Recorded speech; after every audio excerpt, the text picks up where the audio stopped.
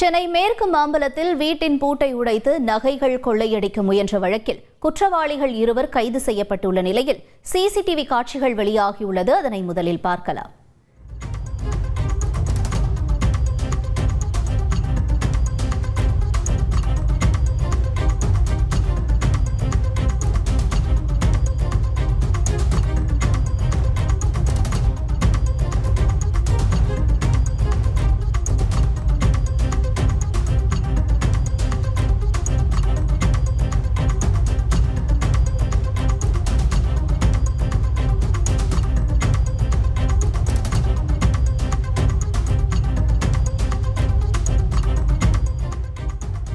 கூடுதல் தகவல்களை செய்தியாளர் சசிதரன் வழங்கிட கேட்போம். சசிதரன், வணக்கம். இந்த கொள்ளை சம்பவம் தொடர்பான முழு விவரங்கள் என்ன?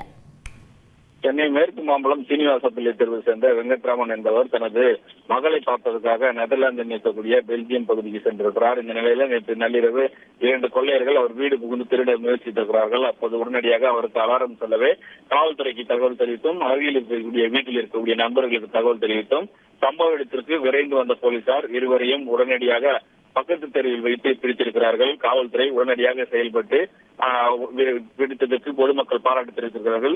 சிசிடிவி காட்சிகள் மூலம் பெல்ஜியம் நாட்டிலிருந்து அவர் பார்த்து உடனே தகவல் கொடுத்ததால் தான் இந்த திருட்டு சம்பவத்தில் ஈடுபட்ட அந்த இருவரையும் பிடித்திருப்பதாக போலீசார் தரப்பிலும் தெரிவிக்கப்பட்டிருக்கிறது. திருப்பத்தூரை சேர்ந்த திலீப், கமலக்கண்ணன் ஆகிய இருவரையும் கைது செய்து அசோக் நகர் போலீசார் விசாரணை மேற்கொண்டு வருகிறார்கள்.